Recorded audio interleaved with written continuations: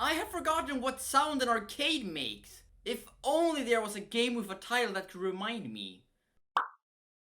Oh yeah!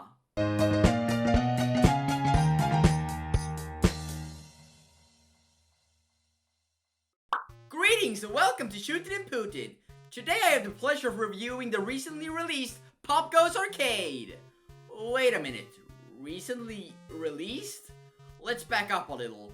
Popgoes is a series of 5 listed Freddy's fan games created by Kane Carter. Despite the name, it centers on an animatronic weasel.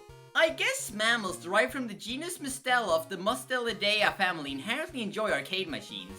The first mainline Popgoes game was released on the 26th of June 2016, and it featured basically what we would expect from a Fnaf fan game. The camera watching, the animatronics, the Popgoes. But as we have clearly established, there can't be any pop going without an arcade, and there just happened to be a Popgoes game that released before the first Popgoes game. Popgoes Arcade! But despite it being in the video title, this is not the game I'm talking about today. This game is commonly referred to as Popgoes Arcade 2016 because of it being outdated. The game is mostly seen today as not great. It's important to note how this is a turn-based RPG instead of a point-and-click horror game. Interesting. I like this King Cultivate guy though, for no particular reason. In the case of that game being outdated, it would make sense for me to play Popgoes Arcade 2, right?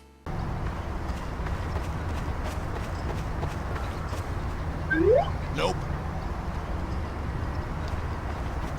Nope. It is also outdated at this point.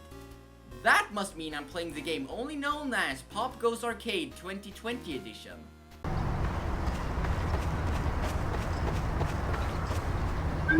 Well, yes and no. Today I'm reviewing the re-release of Popgoes Arcade 2020, featuring an all-new campaign, Popgoes and the Machinist. Who's the Machinist? Probably the King Cultivate guy. Hey. Ah! So, let's start by talking about the first campaign known as Popgoes The Dead Forest from 2020, which you can get for free at GameJolt or by downloading the demo of the re-release on Steam. Both links in the description, also not sponsored. You play as Popgoes the Weasel as the forest is dying, and it's your job to save the world by defeating corrupted critters and disabling the machines that are doing the actual corrupting, cleverly named Corrupting Machines. In other words, the game is a basic turn-based RPG. Very basic in fact. You hit the enemy, then the enemy charges up to hit you, then you kill it before it even manages to do anything.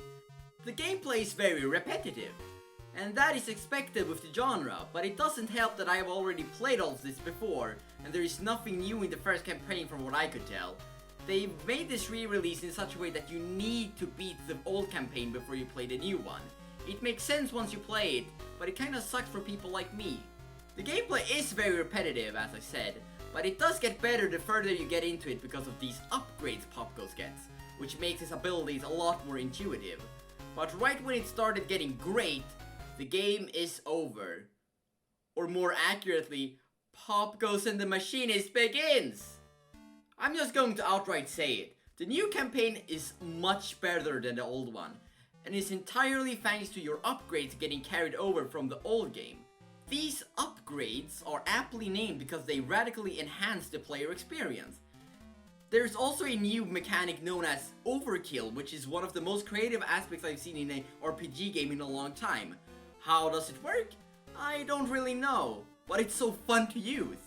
Well, that's enough of really looking into the depths of it. Time to be a little more superficial. This game looks great! Like, really great. Here's a little fun fact about me. I hate the pixel art in the official Fnaf series. I am sure Scott did his best, but he did bad. The pixel art here is outstanding! Though I think you can clearly see what is new and what is old art. The pixel art of the new enemies genuinely looks fantastic. The game also has this beautiful 3D border of an arcade machine, really selling the Popgoes theme of it. You can click a button to zoom in the picture, removing the border, but why would you do that? It's so fun to just look at how your movement corresponds to the buttons on the arcade.